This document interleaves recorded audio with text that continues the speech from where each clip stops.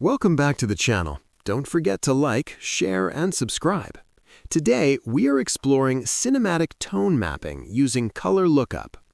Open your image in Photoshop and begin by studying how light moves across the frame. Cinematic tone mapping is about controlling tonal relationships.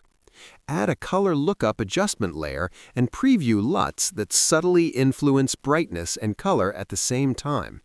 Choose one that enhances depth without flattening highlights or shadows. Lower the opacity so the effect blends naturally with the original tones.